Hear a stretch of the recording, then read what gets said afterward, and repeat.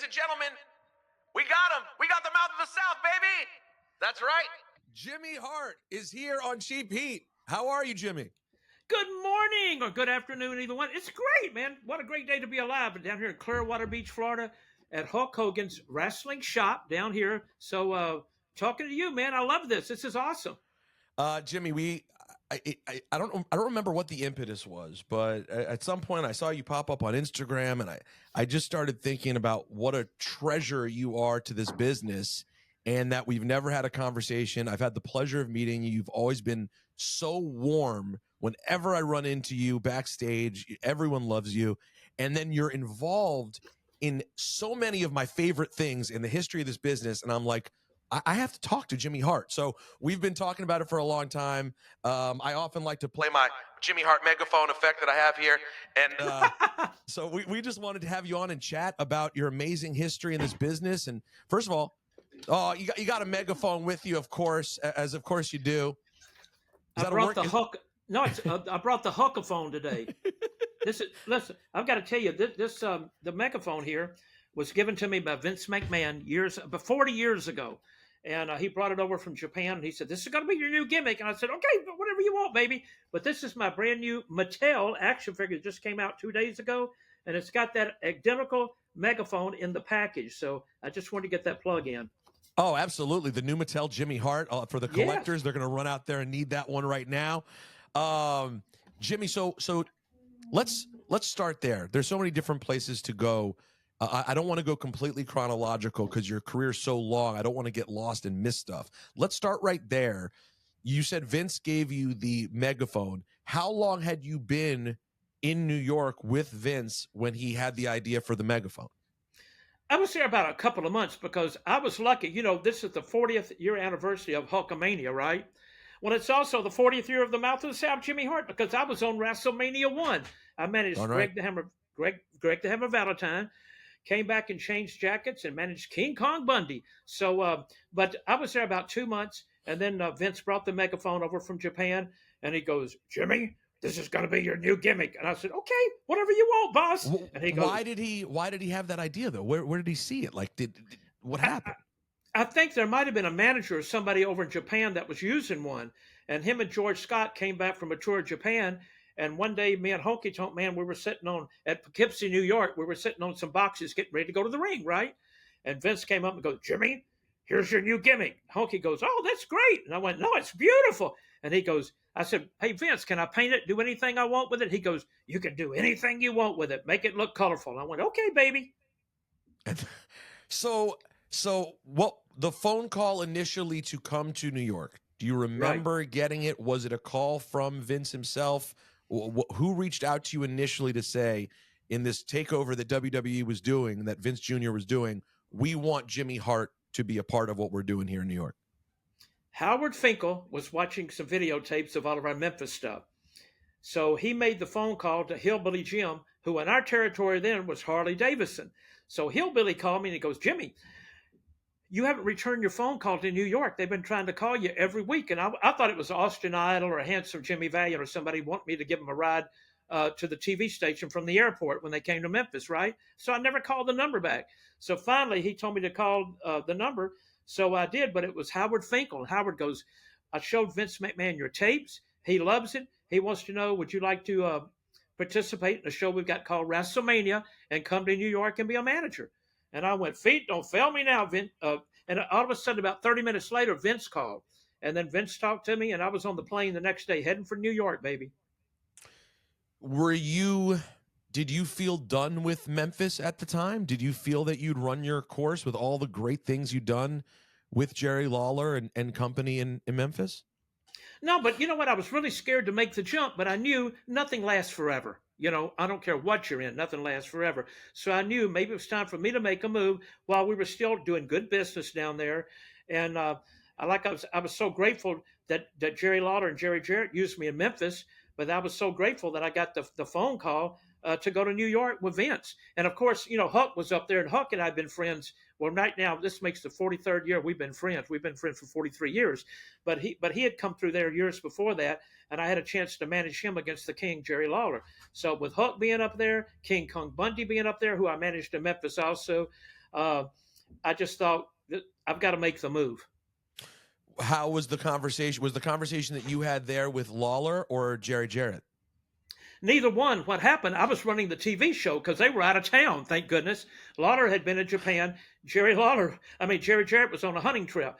So they gave me the tapes and said, "You've got to run TV Saturday." And wouldn't you know it, there was a blizzard snowstorm happening, but we had a good crowd. So I went to Lance Russell and I said, "Lance, I wanted to figure a good way to get out of it with these guys." So when I did it, I went to him and said, "Look, whatever I do, you suspend me, Lance," because Lance was in charge that day. Okay, he was like the commissioner. So he said, "Okay, whatever you do, I'll suspend you. What are you doing?" And I said, "You'll know later on." So we had a match against. I was managing the Dirty White Boys against somebody, I don't know who. So it was a big 50-pound bag of flour on top of a big pole, and whoever lost the match, it got dumped on, right? So I showed Lance how it worked, and I dumped the powder, the flour on Lance during a live TV. So Lance goes, "You're suspended." So I jumped underneath the ring, hooked myself under it, and for the whole hour and a half show, I wouldn't come out from underneath the ring. They had the security trying to get me out while the show was going on. And so when I came in the back, Lance goes, "That was great TV." And I said, "Lance, I'm really leaving." He goes, "What?" And so when Lawler came back from Japan, I told him. He called Jerry Jarrett, and he goes, "I'm going to sue you and Vince McMahon." And I played Jimmy Hart then. I said, "I'm going to sue y'all for impersonating a wrestling company." I said, and so, but it all worked out later on. Lawler finally came to New York, and Jerry Jarrett and we became friends again. So it all worked out. So the fact that you knew Hogan and Bundy, et cetera, that made it a little bit less scary, because it must have been a little scary for you. I mean, a Southern guy had this incredible run, becoming such a guy, but this is a regional time for pro wrestling. Must have been some nerves about coming up to the big city. Well, I was scared to death at first because what happened, the lady that does the travel, when Vince asked me to come up there, he put me on with travel, and they said, "Mr. Hart, what airline would you like to fly on? Who do you have a frequent flyer with?" Well, down in Memphis, we were driving everywhere, so I didn't have a frequent flyer number. So she kept wanting, and I kept trying to dodge it. And I went, "Oh, whatever you put me on, well, just tell me what you want." "No, ma'am, you choose. I'm happy to be up there." "No, Mr. Hart, you tell me." And I went, uh, "Well, how about Delta?" She goes, "What's your number?" I said, "Can I put it in at the airport?" She said, "Yeah, you can." And so that's how I kind of kayfabed it and got by with doing it. But it was just a thrill for me. And of course, being on the first WrestleMania 40 years ago, it's just, like I said, and to still be doing this, sometimes I look in the mirror and I pinch myself and go, did I really get paid for doing this with the biggest company in the world? Yeah, and for so long, when and you've did and you're such a important integral part of those early years as managers really were. And of course, you and Bobby the Brain probably being the most important of those managers. And by the way, Slick and Mr. Fuji and Elizabeth, many others deserve their flowers as well. But when you first get there, did they tell you right away who you would be working with? How did sort of your stable come together? Did you know right away? Did it just evolve over time? Take us through that part of it. Okay, well, first of all, they Howard Finkel said, "Look, you're going to manage Greg the Hammer Valentine." And I saw Greg in magazines and stuff, but down here we didn't pick up the New York TV, of course, in Memphis, and so I was thrilled to manage Greg. So when I first get Greg goes, "Oh my God, I thought they said Gary Hart was going to manage me," and I went, "No, it's me." So because on the way down there, Howard goes, "Do you have heat with Greg?" And I said, "No, I've never met him before, but now I knew the reason why after I met him, because I guess Greg and Gary Hart didn't get along." Had heat. Right, with him. He thought it was me coming in. I went, "Oh my God." And so I had him, and then I had King Kong Bundy, who I had in Memphis, and it just went on and on. Then I had Neidhart, who I managed in Memphis, and then later on we brought Bret Hart in, and he joined us. And then of course I had the Honky Tonk Man, which fit in good with me because I managed him in Memphis too. And then I had the Iron Sheik in Memphis. I didn't manage him up there, or Rick Rude, who I managed down in Memphis also. But it just turned out to be so great for me. Everybody they gave me, it was like a dream come true because we fit in so good with everybody. And of course, later on, then I had Terry and Dory Funk. I had we had the Rougeau brothers, Jacques and Raymond. Mm-hmm. And then of course, Dino Bravo, Adrian Adonis, Earthquake, and Typhoon. The list just went on and on. Nasty Boys. So I was just blessed.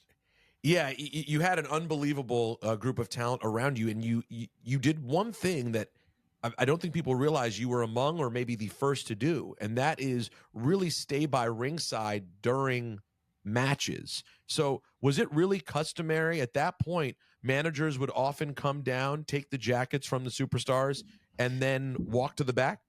Well, what happened? They kind of really got mad at me. I remember one day we had a meeting. Mr. Fuji and Lou Albano and Fred Blassie said, "Jimmy, what are you doing?" And I went, "What do you mean?" He goes, "Look, all we do is we get paid for going in the ring, patting our guys on the back, and then leaving, and then we catch the first car we can to get out of the building and stuff, you know." And I said, "I know, but I came from Memphis and I want to do whatever they want me to do." And George Scott and Vince asked me, "Did I mind going to the ring?" And I said, "No, I'd love to go," and I wanted to be involved with it. And I think my guys liked it too. I always feature my guys more than me because I knew I was going to get the attention by being at ringside with them. But they were the stars, and I was kind of the hood on them on the Cadillac. You know what I mean? And so I enjoyed doing it. But after a while, all of a sudden, they made them start going to the ring. Fuji had to go to the ring.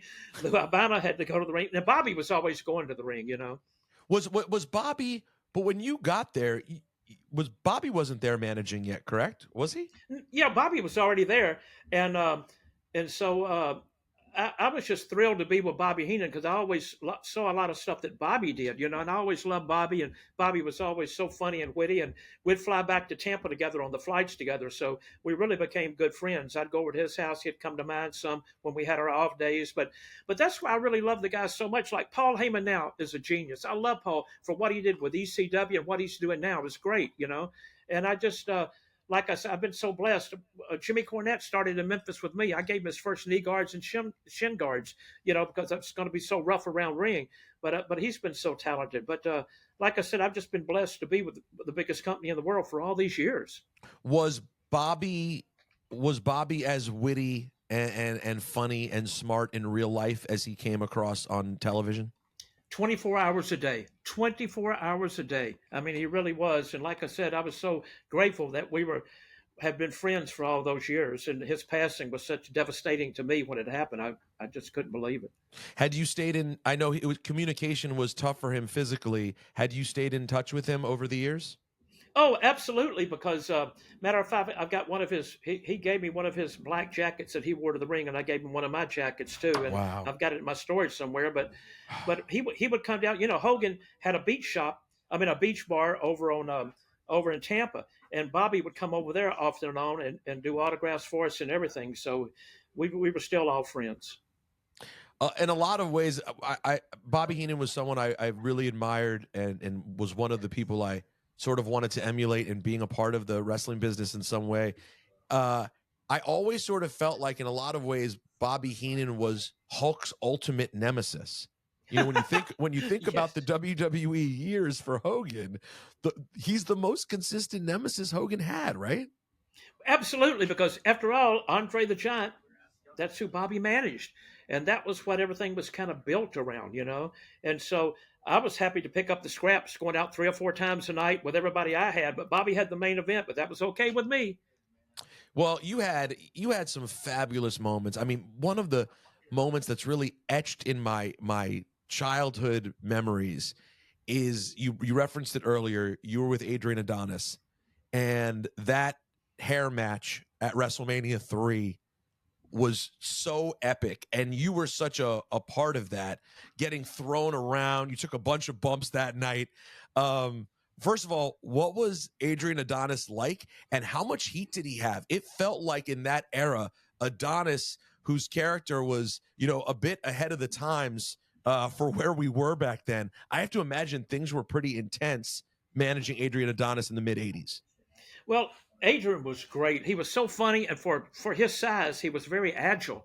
But I remember when we did Tuesday Night Titans, which was kind of like a talk show for the wrestling business. Mm-hmm. And that's when Vince, we did the show, and he goes, "Adrian, got a new gimmick for you, you and Jimmy." He said, "We're going to put together a show called The Flower Shop," which they gave me the money, and I went out and bought all the flowers for The Flower Shop when we first put it together. You literally bought the flowers for The Flower Shop? Oh, yeah, it wasn't like it was. Look, everybody was on board back then. I mean, we all jumped in and did everything, you know. It's not like it is now, you know, like the guys now. I mean, what a dream come true. You go and be part of WWE now. I mean, you've got catering 24 hours a day. You've got doctors with you. You've got everything you need. Back then, you know, we wasn't on any guarantee back then. And so we had to eat our lunch and dinner and supper before we got to the building back then, you know, because our money was made on what you were able to draw in the house shows. And so that's why we worked so hard. It wasn't like a guarantee. Not that the guys don't work hard now, they do, and they're phenomenal. But it was just a lot different back then. And so we did everything. We bought the makeup we used. We bought that for Adrian when I put his little makeup on his face, when he did the flower shop gimmick and everything. And who'd you make the most money with on the house shows? Like who? Oh, What was the one that you saw? Oh, this is gonna be a good night or a good tour. Who was that? Hulk Hogan, hands down, because I'll tell you why. We'd get a stack of tickets for like a 2-week or 3-week period, right? Along with that, you'd get a booking sheet for about 3 weeks. On the booking sheets, all the boys, we would look at who was in the top shows that was the main event, that the shows that we're in. And every time everybody was on a Hulk Hogan show, we knew it was going to be sellouts every town, and we were going to make more money. So we were so thrilled to have. We loved him anyhow, but we were so happy to be on the Hulk show. But I did great with Honky Tonk Man. Of course, the Hart Foundation, tremendous. But everybody, I mean, the payoffs were really good back then. I don't care who you're with. Vince and the crew really took care of all of us. He really did. What was Bret like when he first got to WWE? I mean, and did you have any idea that this kid from Calgary could one day be one of the greats to ever do it? I never really heard of him before. Neidhart told me about him when he was going to come, and he goes, "Jimmy, we're going to put us with my wife's brother is going to come in and be with us, Bret Hart." I went, "Oh, great! He's got the same name as us, Neidhart, Jimmy Hart, Bret Hart." But they were going to make Bret a cowboy. He was going to ride a horse into the ring with a cowboy hat. Bret didn't like it, so they were trying to find out something for him to do. So they said, "Look," Bret goes, "Why don't you put me with Jimmy Hart and Neidhart?" He said, "Okay, great." So when he came in, he was a little shy at first, but he overcame that within the first 6 months. But it just worked out so beautiful. It was Jimmy Hart, Bret Hart, Neidhart, the Hart Foundation. So it just worked out great for us. But, Anvil was kind of the enforcer, but Bret was kind of the guy that was very, had all the techniques in wrestling and everything. So it worked great. But I knew they were going to switch him babyface after about a year because the girls loved him, and the guys loved Bret too. It's hard to get a babyface out there that the girls like, and the guys aren't intimidated by him either.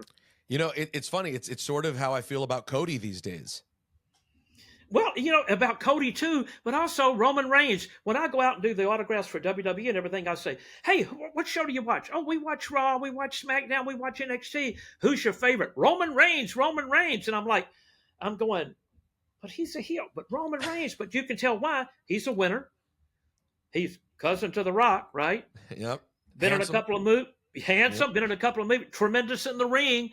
Can talk. And so everybody likes a winner. And so I could see why a lot of kids like him. But Cody's great. I love Cody. I loved his father. I was so thrilled when I got to do music for Dusty, because when Vince came to me and goes, "Jimmy, I want you to do a song for the American Dream," I went, "Okay, I love it, baby." And so I was just thrilled to be doing that. So you wrote Common Man? Oh, yeah, we wrote Common Man. A quick story. I went to Dusty to do it, and I said, "Dusty, Vince wants me to do a song for you." He goes, "I know he does," because I asked him, "Could you do it?" Because he knew I was with the Gentrys and wrote some stuff, "Eat Your Heart Out, Rick Springfield, Biggie, Eat Your Heart Out, Rick Springfield," right? And so I did the song for him, and I said, "But Dusty, what do you want?" He goes, "I want a cowbell in it." I said, "Oh, cowbell." I wrote it down. He goes, "Give me some chick singers." I said, "All right, girl singers." I wrote it down. He goes, "I'd like some horns in it." I wrote it down. And I said, "Dusty, why don't you just write it yourself?" He goes, "Oh, pretty funny." So I had the cowbell started off. I had the girls singing, "He's American Dream." So we had the three girls doing that. We had the horns, dan, dan, going. So I played it for him. I held my breath, crossed my fingers. He goes, "I love it. I love it. I love it." So they went with it. So I was thrilled to do something for the American Dream. So since you brought up Dusty and writing that song, some people listening will know. Some will be surprised at how many themes you wrote / produced. How many? Give us the list of Jimmy Hart produced and written themes. Okay, I'm gonna try to remember. Me and I've had two different partners that always helped me with it too. Jim McGuire, who unfortunately passed away a few months ago, and of course Howard Helm. But what I did, we wrote "Sexy Boy" by Shawn Michaels, and if you look on, a lot of people say if Jimmy Hart's lips are moving, he's lying. But if you look on Spotify, up to date, it's had 10,200,000 hits on Spotify for "Sexy Boy" by Shawn Michaels. Sherry did it first, and then when she took a vacation from us, then Vince wanted me to put Shawn's voice on, which we did. He did a great job. The $1 Million Man, Ted DiBiase, all a Honky Tonk Man song. The Honky Tonk Man song, a hunk, a honky love, and Honky Dog Baby. And then, of course, the Rougeau brothers, the Nasty Boys, the Road Warriors. What a rush! We had, of course, the Hart Foundation, which I mentioned that too. We had the one for.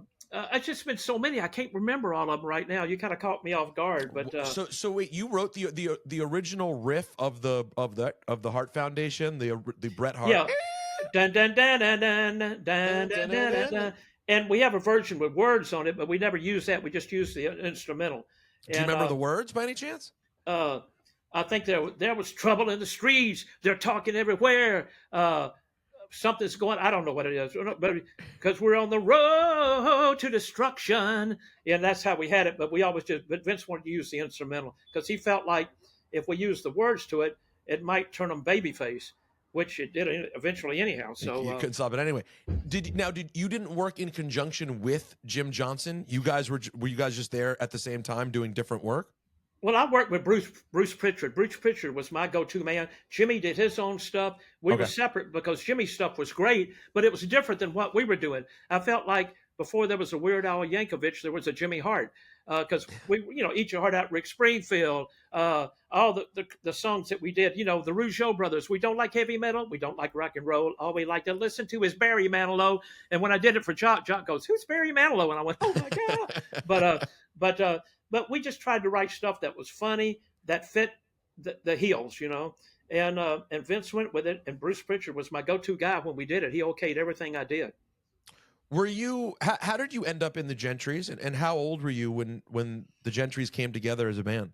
Well, what happened? We were in high school, and we put a group together to get out of the last period, really. So we did this so we could go to study hall and we could work on our music and stuff like that. It was kind of different back then in school.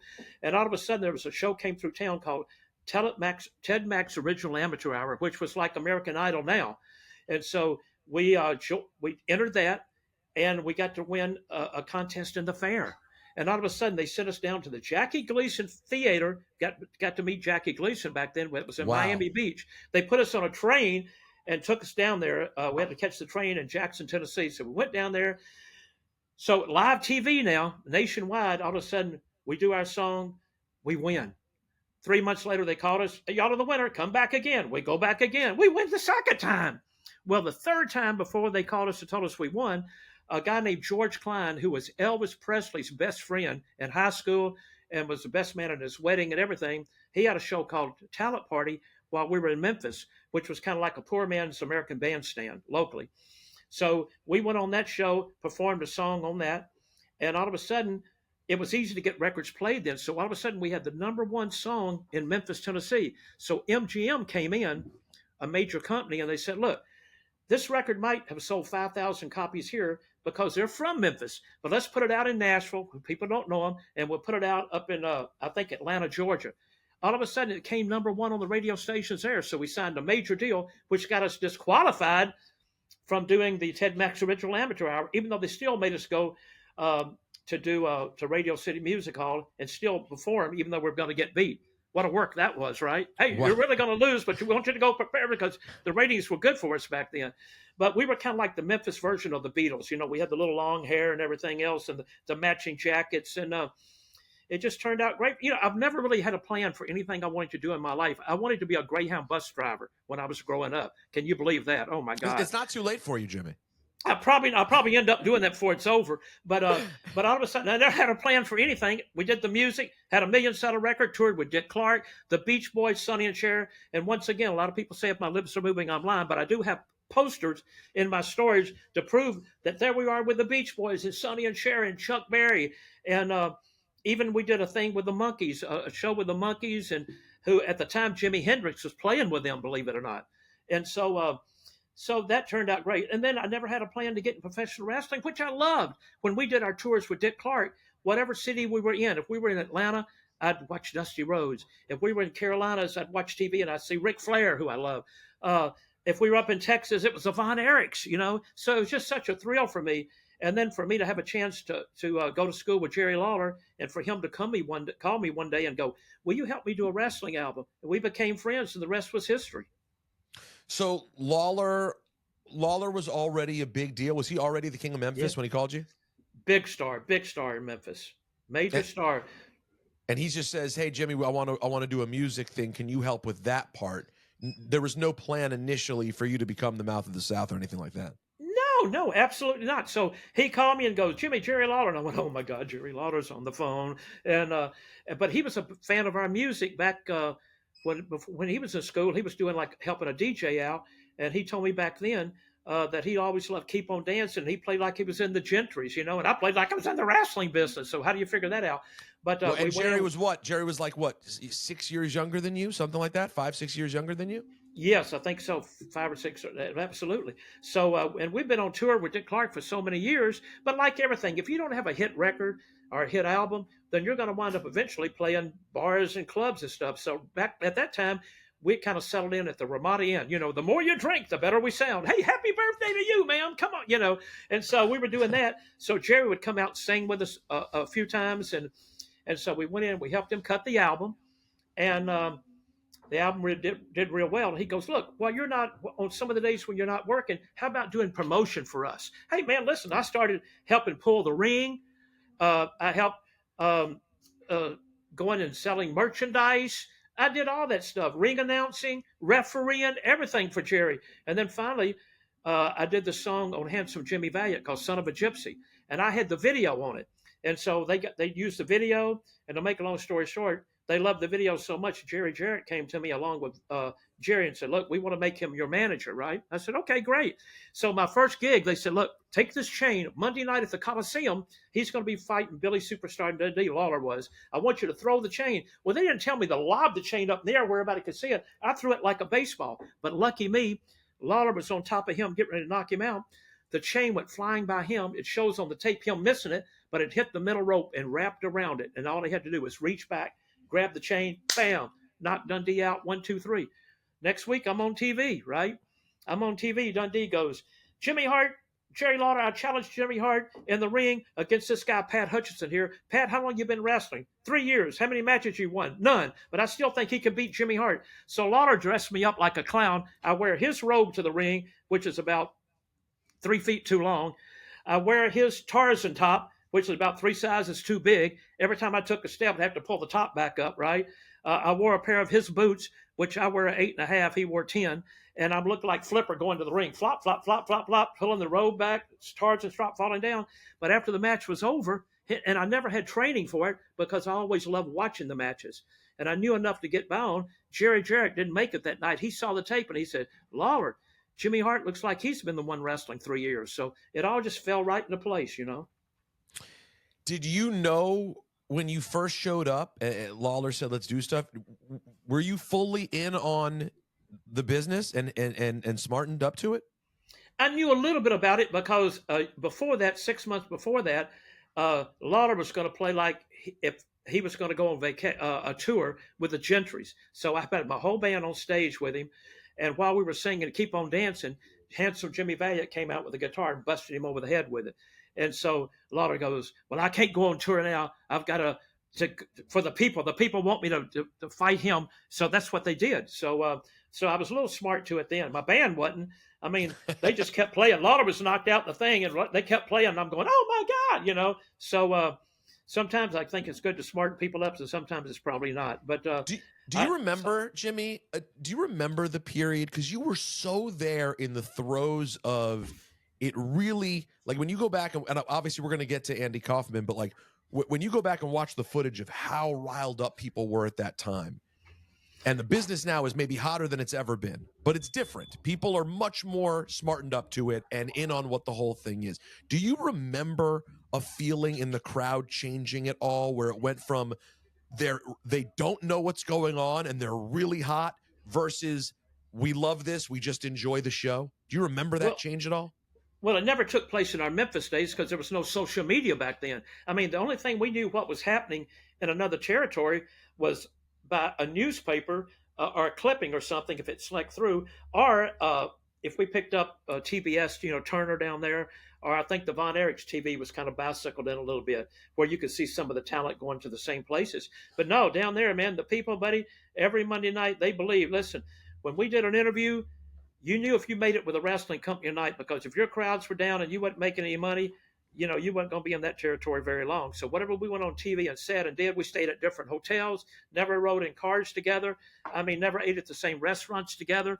I mean, it was completely kayfabe back then, and the people really believed. And but I saw it starting to change a little bit. And when I first went to New York, it was like that too.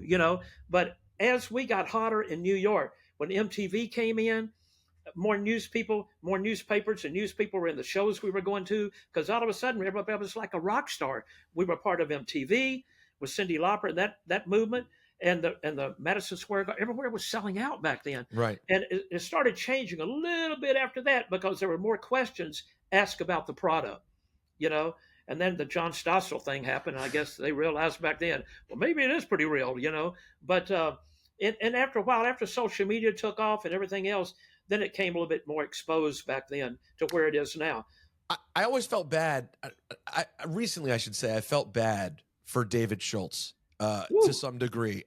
Tell me what you remember about that time. Outside looking in, I guess I look at it as, in some way, he was trying to protect the business, and it was sort of like, this is what I've been taught to do, and now all of a sudden you take this hard stance to protect the business, and ended up essentially ruining his career. And the business ended up getting exposed as time went on anyway. How did you observe the Stossel David Schultz situation?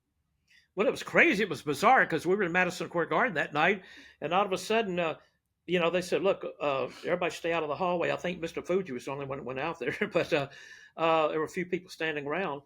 But we kind of heard the reaction after it all took place, and they go, "You know what happened? What?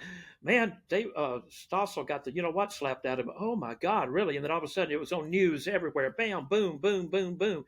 But you know what? In a way, it was kind of a good thing too, because what happened, the more he tried to expose it, the more people defended it, and the more TV we got on everything we did. Sometimes, I guess Eric Bischoff has a book out, or had a book out, called "Controversy Creates Cash." So I guess he was right. Yeah, no, that was a big moment that people still talk about to this day. Now back to Memphis. I was at the Hall of Fame last year, and I was really touched by the Andy Kaufman induction, because it seemed to me that, based on what I know from reading, Bob Zamuta's book and seeing Man on the Moon and everything you hear, is that of all the accolades Andy Kaufman has received in his life, that Hall of Fame nod really would have meant a lot to him. It just seems like he really adored the business so much. What do you remember about meeting Andy Kaufman? Because I have to imagine, based on the kind of character he played and the kind of character Jimmy Hart was, he had to be a huge fan of your work. Andy was so real. I mean, so real. The reason I inducted him in the Hall of Fame is because, Jerry's a little under the weather right now. He had a stroke. He's trying to do better. So we're all praying for him. Absolutely. So they called me, and Jerry and I were going to do it together. Then it was going to be me. Then it was back and forth. I'm pulling my hair out going, please, somebody tell me we're one day away from it. And then we're 3 hours away. Okay, Jimmy, it's going to be you. But you only have 3 minutes. Every time I induct somebody, I go to Bruce Pritchard or Vince or whoever's in charge, Triple H. Jimmy, we only need 3 minutes. Okay, baby. And I'll do it like less than 3 minutes because I got to get it in. And then people will go, well, why don't you say more about this and this? I can't tell them. I only had 3 minutes. Well, and you're one of the few people who actually sticks to it. You're very, you actually honor the time, which is good, because the one knock on the Hall of Fame is there are nights where it's wonderful, but it goes so long that people towards the end get lost. And I thought last year was actually really good because people kept it together. Remember when Hillbilly Jim did his? I inducted Hillbilly. It took me 2 minutes and 3 seconds. He took about 3 hours on his. The time he got through with his speech, nobody was left there for Goldberg. There was nobody in the audience. Goldberg, hey, where'd everybody go? But I learned, hey, whatever the company wants, that's what they want me to wear. Pink, I'll wear pink. Wear blue, I'm blue. It doesn't matter. But 3 minutes, I did it in 2 minutes and 52 seconds. But I wanted Jerry to be there doing it. So at least I said, can Jerry at least do a film that he could put me over? That's why I'm doing it. So they let him do that. I didn't want people to boo me out of the building because Jerry wasn't there. But Andy was awesome. When I started managing Andy, Jerry put me with him because Andy would like to do his stick outside the ring on Monday night. Well, the people on Monday night, they're looking at their watches going, okay, it's going to be 2.5 hours because we got to go to work tomorrow. Well, Andy would get out there and go, I'm from Hollywood, And so Lawler put me with him so I could kind of control him. Okay, we got to get the match started and get in the ring. But it really worked out great. But Andy and I became good friends. The only thing about him, after we'd get through on Monday night, after the show on Monday night, he wanted to go by Elvis's house. And I said, Andy, Elvis is dead. He died at 77, And he goes, no, he's still alive. And after the matches, now the next day we had to drive to Louisville, right? So he wanted to go, and we sat across the street from Elvis's in the car for 30 or 40 minutes and going, I know he's going to come out. I know he's going to come out. And he ain't coming out, baby. No, he might be disguised. I mean, that's what but he loved Elvis, And so Andy would stay at my house some. What was he like? Just like in quiet, regular times when there's no camera there. What was he like?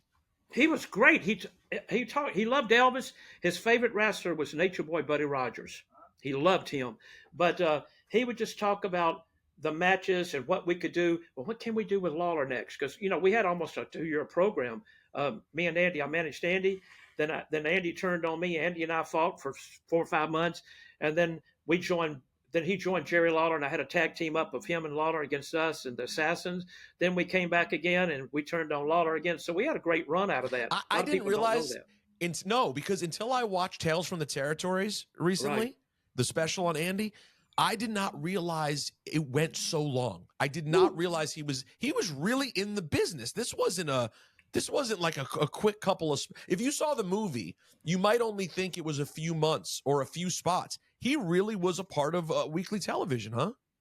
Absolutely. And a lot of fans were disappointed in the movie because there wasn't very much of wrestling in there. It was more about him being a comedian, And I was with WCW at the time, and I couldn't be part of that because they had called to see if I could do the managing thing, but I couldn't do it because Lawler, our companies were kind of at each other's throats back then. But Andy was great. Matter of fact, I just donated to the Lost Treasures a pair of his sunglasses and a few other things that he had left at my house back then, Wow. But he'd stay at my house, and he was just great. But he loved this. That's all we'd talk about. In the car, if he went on a trip with me to Lexington or wherever, all we did was talk about Elvis, Nature Boy Buddy Rogers, who I didn't know a lot about. Nature Boy Ric Flair, I could tell him a lot on, but not Nature Boy Buddy Rogers. But he loved Elvis, and he loved the wrestling business, and that's what it was 24/7 down there with us. I also didn't know until I saw that Tales from the Territory that he was sick and still with you guys. You know what? Stupid me. We were we had a little separate dress room together. The only time I'd get out of the dress room was when he had to meditate. He'd meditate every night before the show. And he goes, I've got such a cold. Do you have a doctor here? And we thought it was because he thought it was cold. I said, Andy, you know what it probably is? You're out in California. What was the weather out there? He goes, oh, it was 75 today. I said, you flew in here. Look, it's 32 degrees here because it was in the wintertime. And that's what I thought. It was just him being sick from that. I didn't know. And he didn't tell me anything else or what it might be or nothing. But I guess they were just trying to figure out what it was. And then the next thing you know, we knew he passed away, How did you guys take that? How did King take that? That must have been a real. He was so big for as amazing as Lawler's career is. I mean, one of the most memorable things he ever did was his run with Andy Kaufman. Devastated because the thing he did, the slap that he did on David Letterman's show with Andy, that's what really made the King. King was always big in our territory, whether it was Kentucky, Louisville, Missouri, where Indiana, wherever. But that was the people really got to see Jerry Lawler, who a lot of people didn't know back then, and that was kind of the shot heard around the world, and or the slap heard around the world, and he was devastated over it. I remember he called me and goes, Jimmy, Andy's sick, and I went, oh, we got a cold? He goes, no, it might be worse than that. They think it might be cancer or a brain tumor or whatever. We didn't know, and it was just he was devastated, as we all are every time. Listen, I'm so devastated sometimes. Look at the people I've been with that have passed away. I had Plowboy Frazier in Memphis, who was Uncle Elmer up in New York. I managed Rick Rude in Memphis, who's gone. I managed the Iron Sheik in Memphis, who is gone. Just so many. Eddie Gilbert in Memphis, who's gone. And just so many of the guys that I've been with that aren't with us anymore. We did the Legends House together, which was such a thrill for me. Piper's gone from that. You had Mean Gene Howard. gone from that. Yeah. Howard's gone. Pat Patterson's gone. Every day, Pat would get up and go, and now the time has come for me to face the final curtain. And that hits home because he played the piano on it. And so every time I hear that song, I think of Pat Patterson, you know? And it's just, and How the list was goes on and on. how was Legends House? I saw you guys briefly. You actually came to my radio station for promo of that. It was such a treat getting to see all of you guys together. But now with all those guys we've lost, you must treasure that time even more. Oh, it was so important, and it means more now than what it did then. But you know, you forget we were in the house for almost 2 months. We had to cook our own food. The only time they took us out if we had some kind of competition going on. No phones, no cell phones, no laptop computers, no newspapers, no TV. This was strictly about us, and it wasn't a work on it. Vince didn't want us to talk with each other about angles or anything. What you saw was what you got, you know, and that's what made it so special. When Vince called me about being part of it, I was thrilled to be part of it. So, but like I said before, I'm so happy to be part of this business after all these years, you know, and everything that everybody's done for me. And Triple H still carrying the football now, carrying this football on to score touchdown after touchdown after touchdown, you know, and Mr. Khan being involved with it, you know, it's just like him being there and Sean. I mean, just everybody. No, Sean we're in a doing NXT.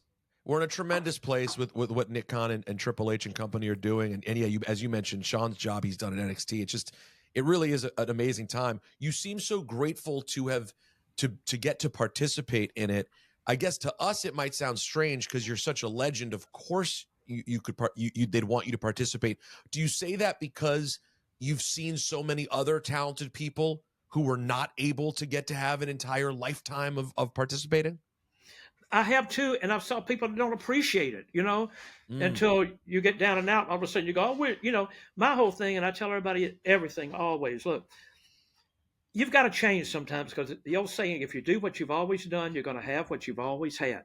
You know, so I've tried to always change. I've always tried to be energetic. I love what I do. I remember the one time you probably don't remember when I got to do the show with you, and I think King was on it and Booker T, one of the Mm-hmm. pre-show deals. I mean, Mm-hmm. I was thrilled to be part of that. You know, I love everything y'all do. I'm so grateful. Look, every Monday night, Hulk and I watch Raw on Monday nights. We watch. I watch NXT on Tuesday. I saw it last night. What a great show! And I'm not just saying it to say it because that's the future. Because if you look at New York now, what we have up there now in Stanford, Seth Rollins came from NXT. Bianca Belair, who's phenomenal, NXT. You know, if you look at all the people from NXT that are up there, if they hadn't have been there, we wouldn't even have a territory now. I mean, not a territory, we wouldn't have a TV show. But SmackDown's great. I love Paul Heyman. Paul Heyman. So when I see Paul, I go, "You remind me of Rush Limbaugh." He goes, "Why?" And I said, "Because Rush would go, and now I want to tell you the story." And Paul, he talks in syllables like that. And now I am the advocate for the, you know, or the head of the table. You know, it's like bam, bam, bam, bam, bam, bam. Do you feel that, you know, beyond Paul, we don't have a lot of advocates or managers? And it's a regular complaint from old school fans like myself who say, why aren't there more managers? Do you think the manager is missed in the product these days? Hey, I still got the megaphone, baby, and can still talk. But no, but Paul Ellering just came in up there, which is great. I managed Paul in Memphis back in the day. We had bleached his hair and everything else, but Paul was great for us. But I love Paul. But Paul just started back up there. And I noticed they use the girls a lot, which is great. I noticed all the fashions up there, they have a girl with them now. I watch NXT, and they have a girl with all their guys that go out too. So the girls are just as great. You know, they do great. They can talk too and take bumps like the guys could. So it's just a different era right now. And so there's just, you know, I watch TV so much on what we have happening because when they call me to do a radio show or call me to do interviews or promote Royal Rumble, like last year, I was out with Snoop Dogg doing all the promotion for the WrestleMania. You know, I was in San Diego one day, the next day is Sacramento, and then of course LA and stuff. So, but I still join whenever they call me for anything. I just got through doing a month ago, the rivalries. So I did four things on the rivalries. So I did that. Got a new thing coming out. Hopefully it comes out pretty soon that me and Mick Foley did last year on the Treasures? treasures, our memorabilia. So whenever they throw anything at me, buddy, I'm running and catching. I got my jackets all laid out, ready to go. Well, I have to imagine you're going to be around the Royal Rumble then this year because if it's in our backyard, if they call me and call Huck, me and Huck, we're kind of a package. If they call Huckster, I'll be there. If they call me, I'll be there. But with everything selling out now, and they don't need a lot of promotion on stuff right now because it's doing so well. But I think the last show we did for them did a great rating too. It was Huck and myself, and it was out one of the Raw. I think Raw. It was a special on Raw that we had, and because we had to fly, they put us on a private plane. We went up and picked up Sean. Sean went with us over there too, and it was just a great show, but a great rating. But I was glad to go out with Huck on that. So anytime they call me for anything, I'm still there, baby. So don't send me no flowers because I ain't dead yet. Tell me this, Jimmy. Speaking of Hulk, you guys are obviously very close. And even though we don't associate you with his time in WWE, except for being a rival back in the day, obviously you go to WCW. You guys are there together that day, riding in the convertible. I mean, and from that point on, you guys have sort of been not only friends behind the scenes, but in front of the camera, we see you guys together. What's something about Hulk Hogan? A lot of people have a lot of different things to say about Hulk. Hulk has had his own troubles in his personal life, and he's gotten through a lot of things. What are some things that people might not know about Terry Bollea the man? Because we really just know that guy, Hulk Hogan, who we see with his 24-inch pythons. The real deal. Whether you like him or what. Look, the haters are always going to hate. Never going to change the haters, no matter what. Some people are going to like Raw. Some people are going to like SmackDown. Oh, Seth Rollins is my favorite. No, Roman Reigns. You're always going to have that, no matter what. But Hulk's the real deal. I've seen him before. We used to do the Make-A-Wishes up there, and I see him now in his beat shop. Ron Howard, who's his right-hand man, who runs all of his beat shops, the one in Orlando and the one down here, and of course, in Clearwater. Ron will call me all the time. I got coming in today. He said, there's a Make-A-Wish kid coming down. Or there's somebody from the local hospital coming down. They don't go, let's get a camera crew out here. Let's get a newspaper out here to really make people know what he's doing. He's very careful on that stuff, and he takes time with them. He'll rub their arm and go, "Oh man, let me get some muscles from your muscles, man. This is what I need. I need this energy today." And no matter, Hulk's had 12 back operations, right? And no matter how he's been hurt, sick, whatever, he always takes the time out. If somebody's on the street that needs something, we've been in the car. You will not believe so many times we've gone by somebody, asking for money, homeless or whatever, and he'll go, "Here, what I got my bill for?" He'll pull whatever he's got out and give it to him. I've seen him give $100, $50, $25, whatever you might have, but he does it continuously. And I go, "Huh, we better stop by the bank. If we go by many more truck stops or stops over here, you're going to be broke." And he goes, "Brother, they need it though. They need it, brother." But he's got the Hogan's Hangout on Monday nights. We have all of our TVs on Raw, and we let the people do karaoke, and they have fun. It does great. But that's on Monday night. And then Ron Howard runs the beat. He's got 2 beat shops down here. And I tell Huck, I said, "Huck, these shops have been here for 11 years. If you wasn't over with the people, they ain't going to be here for 11 years, baby. They're going to be here for about 11 months and gone, But it's just, we call it the beat shop. We just changed the name to Hogan's Wrestling Shop. But he's got everything in here. If you come in here, not just Hulkamania, you've got Seth Rollins, you've got Roman Reigns, you've got everything. Matter of fact, my friend called me one of the Samoans, a sick kid that was a friend of one of the Samoans called, and they wanted a picture of Hulk for the kid, right? And so the first thing we did, I called Hulk. He goes, "Get over to see Ron, get me an autograph picture, bring it back here, and I'll get it to him," because he loves the Samoans. He was Alpha and Sika. He was so close with them. And have you seen the picture of him holding Roman Reigns up when he was a little kid? Yeah. Isn't that great? And so. That's what I love about this business. There's such an amazing lineage and connection that goes from generation to generation. It's one of the things that I think is so sort of charming about professional wrestling. And you know what, too? And look, doing the hiatus on everybody, the WWE kept it really going with Vince, and then Shawn Michaels, and of course Stephanie was there, and of course Triple H, and they kept it during the COVID going, week after week after week, when everybody else was floating around. And now it's stronger than ever. I mean, think about the lives they give for this, because they love it just as much as I do.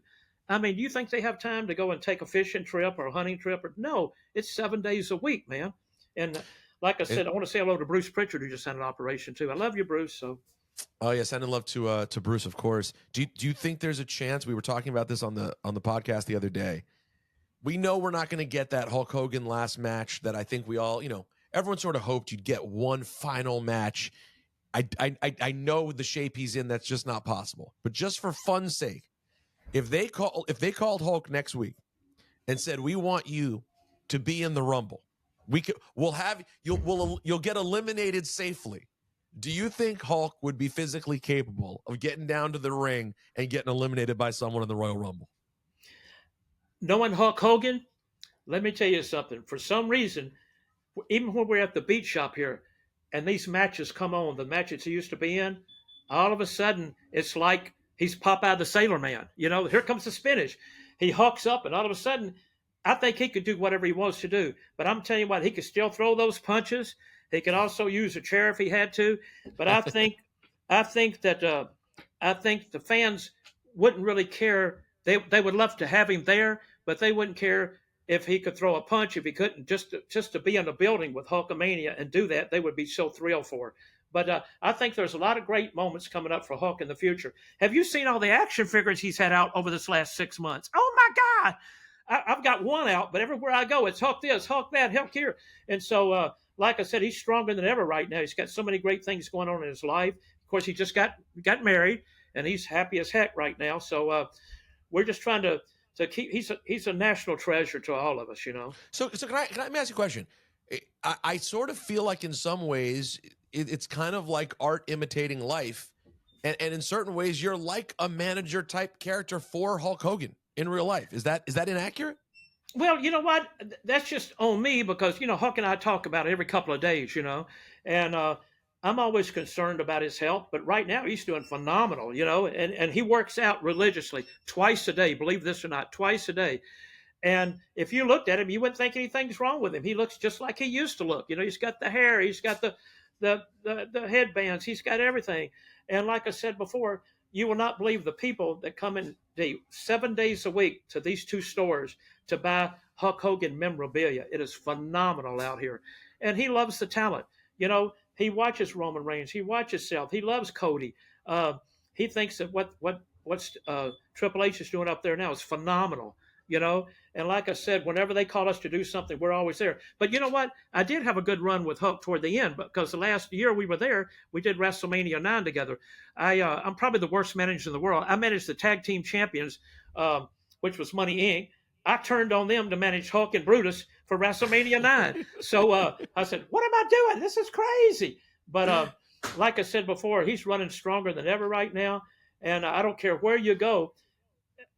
It's just when he has to do stuff now, they almost have to put him on a private plane to do it because it would take forever to go through the airports. Well, he's physically recognizable. He's one of the most. Yeah, he's one of the most recognizable celebrities, maybe of all time. You mentioned WrestleMania 9. That was always a weird mania to me.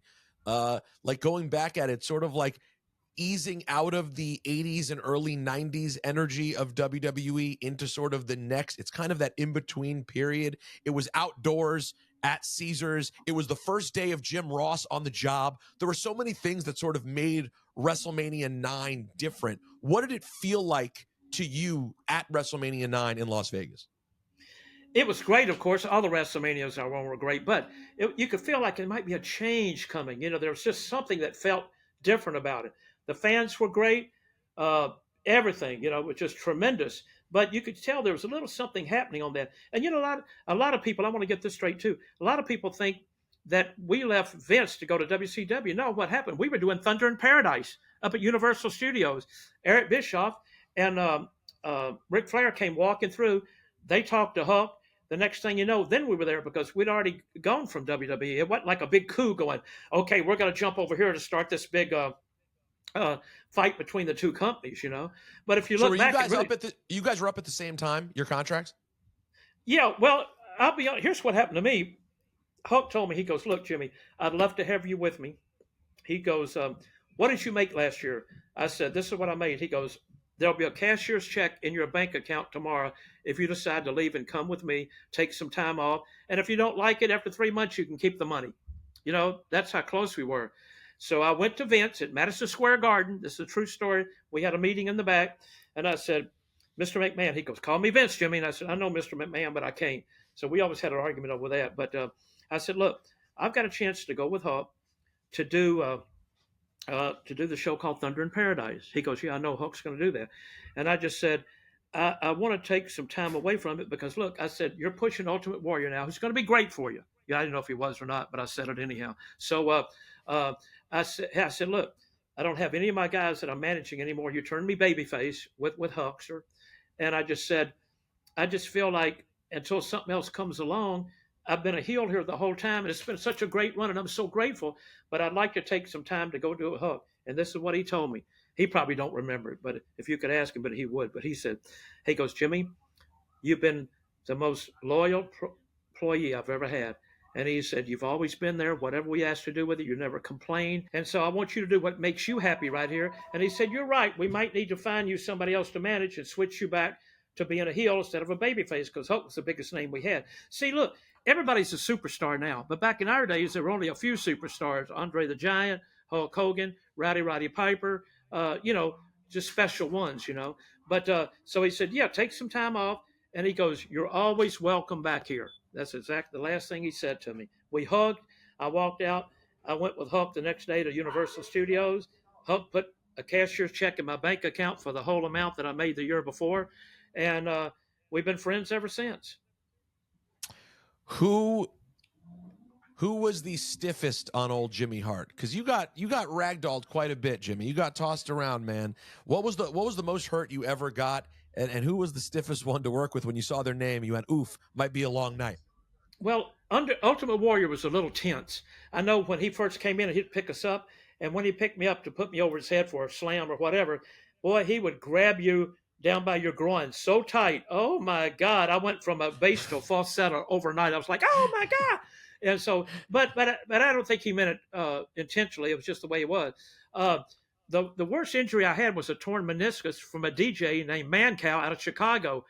We did a exhibition thing with him before a pay-per-view with WCW, and he gave me a spear like Goldberg, but I wasn't turned straight, of course. I was turned sideways, and buddy, when he hit me, I went, woo! But you know what? I never liked to complain over anything because the wrestlers in the ring took such a beating all the time. I didn't want to be the big wimp and go, oh my God, my arm's hurt. But I've had a broke jaw, broke hand, torn meniscus, fractured rib, stuff like that. But I never put it out there because, like I said, the guys go through so much pain every day. What's the most? Was there any sort of common thing that would happen pretty regularly that you always found to be painful? One bump in particular that just always kind of was a pain. The chairs in the back. I hated the chairs in the back. Oh my gosh, and no matter how I took them, it was still, you never know. And, because I'm pretty thin anyhow. So my shoulder blades in my back would always catch either the left side or the right side of it. But the chairs in the back. So it was a little bit different. But other than that, but I didn't complain over it because, that's how you choose what you do to make a living. Was there ever one story that you wanted to play out and you never got to have the story get told that still kind of haunts you and you go, I wish I'd gotten to work that angle with so-and-so? Any of those hang out there for you? I'll be honest with you. We've been involved in so many different things. I remember one time with the Piper thing, when we were in Legends House, we had to make everything, nothing was predetermined there. And so I wish that in Legends House, I wish we could have done a little work on the very end of it when Pat Patterson on the very end was singing My Way and everything else. I wish all of our guys could have had another run at that. In other words, taken a couple of months off and then and had Legends House 2. I think we still had a lot more to give, a lot more stuff to say where we could come back meeting at camp, like going, hey, we're back in Legends House. But it's hard doing a Legends House because you really got to pick the 4 or 5 people that people really knew worldwide to be put together, which made a lot of sense. So it's hard doing something like that. That makes a lot of sense. Who was if you had to choose, let's leave Hogan out of this, from the heyday in the 80s, who was your favorite talent to manage? Well, this is where it gets tough because this is like when somebody asks you the Mount Rushmore of wrestlers, right? Well, to me, if you do a Mount Rushmore, you got to do WCW Mount Rushmore, Dusty, Flair, the Road, those people. Then you jump to the 80s. Mount Rushmore, then the 90s Mount Rushmore, because you can't just say these four people. But I always had such a great time with the Honky Tonk Man. I love Wayne. Wayne's always been a little different, but he was always one of my favorites. We lived in Memphis together. Uh, when he would always, whatever we wanted to do, he whether it was stupid or not, we'd go along with it. I said, look, we're going over to Graceland today. George Klein got us the keys to Graceland, baby. So we're going over to Elvis's. We'd go over there and shoot our pictures. Or go in Sun Studio, where Elvis cut. I got, because I had carte blanche down there because of my music. So we got, Honky was great. The Being with, of course, Bret Hart, Neidhart. Oh my God. I love them. I still do. The Rougeau brothers, Jock and Raymond, so underrated. Were you do you remember the famed, infamous, I should say, Jacques Rougeau Dynamite Kid incident? Oh my God, yes, I was there. It seemed like I'm in the right place at the wrong time, or the wrong place at the right time, because I don't like to be around any of that. Wait, were you there for the actual punch? Yeah, I was there for the punch, but I was on the other part of the building. I knew something was going on, because here's what happened. We'd been on the road for quite a bit, 25, 30 days and over. And the guys were very, shaky a little bit, kind of like, I want to go home, even though they were making money. And so things were tense. Well, what happened when people were tense? People would tell jokes or play tricks on people, or do stuff like that. And there was a lot of that going on. So that day, Vince came to me and said, Jimmy, help round everybody up, because I want to have a meeting in the back with the boys. Okay. I said, okay, boss. So I was out talking to different people, getting them there. So was some of the other agents. And we were going to have a meeting before lunch. So I found the Rougeaus, Jock and Raymond, and they were, back in the day, there was a platform that Mean Gene would do his commentary on. We did do interviews on, right? Mm-hmm. So I saw Jock and Raymond, and they went, Jimmy, we can't tell you why, but we love you, and we'll probably be leaving after today. And I went, what? He said, yeah, we're going to turn our notice in after today, and we'll probably be gone. And he said, we love you. Thank you for everything you've done for us. And I went, oh, Jock, you don't mean it, do you? And I go, why? And he goes, we can't tell you because we don't want you to be involved. And we're afraid there might be a retaliation against you if you knew this ahead of time. And I went, okay. So I went in the back, and I saw Vince and them. And I said, Vince, Rougeaus were out there, but they said they would be here later. They didn't really say that. I just made that up because I didn't want them to get heat on the. So Vince has this meeting about playing tricks on everybody. And let's try to be more concerned. And we know everybody's working hard and da. So then we had the lunch break. So we went to lunch. So I'm on the other end because I had to do interviews right then, because then we did a lot of interviews in the buildings we're in, 30 or 40 or 50 interviews a day. And I had so many different people. So I was doing part of that. Then all of a sudden, we get ready to go to the lunchroom, and they come running up and go, oh my God, you won't believe what happened. You won't believe what happened. He goes, what? He said, Jock just bunch of dynamite wide open. He waited for him to come through the thing. And he goes, hey, and he turned around and busted. I went, oh no. And then about that same time, Randy Savage runs up to me and goes, let me tell you something. You won't believe what Jock did to Dynamite Kid. Oh yeah. And I said, Randy, I really don't manage them. It's just a work, and I'm not really their manager. And then Lanny comes up. God bless Lanny. Lanny goes, my brother's wrong on this. They deserved it. He deserved every bit he got. Everybody knows it. And everybody will like it. They're just afraid to say it. And I went, well, look, Lanny, I'm not involved on anything. I mean, you got your opinion. They got their opinion. I'm fine. I just hate to see anything happen like that. Dynamite had been cool to you. You didn't have a problem with Dynamite when you guys were together? Always been good to me. I don't know if it was because of Hulk or because, I was just whatever they wanted to do. And we had a lot of programs with it. And of course, a lot. That's what I'm saying. You guys were up and down the road together. Oh, listen, my affiliation with Bret. Listen, when we switched the belt for him in Florida over here out in Tampa, he wanted me to use the megaphone on him. He didn't, and I was honored for that. I was scared to death going, I don't want to hurt him. Oh, my God. But we did. You saw him coming into the ring, and I attacked him ahead of time with the megaphone ahead of time, and that he wasn't able to get in the ring for the save and do the match. So I was honored he asked me. But, no, we always got along, probably because he was, part of that Bret, combination thing, too, with the dungeon and everything. So, no, they were always cool to me. Both of them, Dynamite and Davey, were always good to me. And what about Matilda? Matilda, let me tell you how this story happened. Everybody goes, how did you get the dog to grab the megaphone? I have the megaphone like here, right? So in the dressing room, I wouldn't carry the batteries in it. So I'd put the batteries in. When I did, I'd put the top on like this, right? So I'd put the batteries in. When I put the top down, and the megaphone, the siren would go off automatically. Well, all of a sudden, Matilda in the dressing room that night, she hates the siren. She started grabbing the megaphone. So I went, oh my God. I said, look, guys, I've got an idea.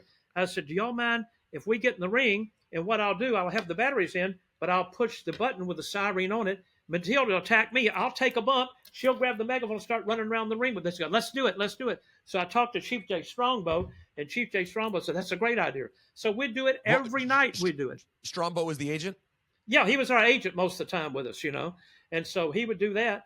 But when he would do it, people loved it. People would go crazy. And of course, you know, I'd roll across the floor trying to get out of the way, and Matilda would never attack me, just the megaphone. Then we'd get the megaphone back, start the match. But it was just something special that we didn't plan, that just took place on an accident. Hell of a worker, that Matilda. Woo! She does. Hey, can I tell you one quick story? I'll make it 2 minutes. Of course, please. We were in White Plains, New York, and you know the New York Commission up there was very strong. They could really fine you, they could suspend you, they could do anything back then. I don't know if they still can now or not, but back then they could. The referee that we had there wore a toupee, real small referee, but he was a licensed referee. So before the night, he comes and goes, look, whatever y'all do not touch my toupee. Do not touch my toupee. Okay, we're not, no problem. Well, Jim the Anvil Neidhart and Bret were always late coming to the matches. I always had 2 or 3 other matches on the card, so I was there. So when Neidhart comes in, Chief goes, okay, from now on, y'all are going to be main event every night because y'all come late every night. And so I said, okay. So Bret was getting ready real quick. Neidhart took the white tape, started taping his elbow pad up because it was loose. But some of the tape got turned around backwards. You know, it was sticky on one side, sticky. He kept wrapping it. So now we're fighting the Rougeau brothers before they switched heel, and before I turned on the Harts, right? So now we got them in the corner. You've seen the spot. You go to the corner. The heel's got the baby face in the corner. The referee gets in between it. No, stop, right? Well, Neidhart threw his punch across. When he did, across the guy's hair, when he did, his tape stuck to the toupee. When he pulled his hand back, the toupee was dangling off there. Oh, my God, the Rougeaus jumped out. I got underneath the ring. We were all laughing so hard. Bret was laughing. Everybody was laughing. And Neidhart's going, what? Walking around the ring with the toupee hanging on. That was the end of the night. We had to stop the match. We get in the back, and the referee goes, you're fined and you're suspended. I said, why am I fined? I didn't even do anything. You're all part of this. Arnold Skolin had to give the guy money, the commission, so we wouldn't be suspended. And he did that for, you know, whatever. But it was an accident. But that was one of the craziest things that ever happened to us back then. So, well, and that's that's in an era when the show's all a work, but you run up against these real sports commissions. Woo! Commission, buddy, they were strong. No fighting over here, no fighting on the floor. Got to have a railing around the ring. You know, it was strict, brother. And boy, whatever they told you to do, if they wanted to stop a match, they could stop a match. Sure could. Jimmy, it means a lot that you took this time and you got to give the fans an hour and of getting to hear you talk. You're one of the greats to do it. You're a tribute to the sport. You know, you're not a guy who does tons of shoot interviews where you bury half the people you worked with, which I appreciate.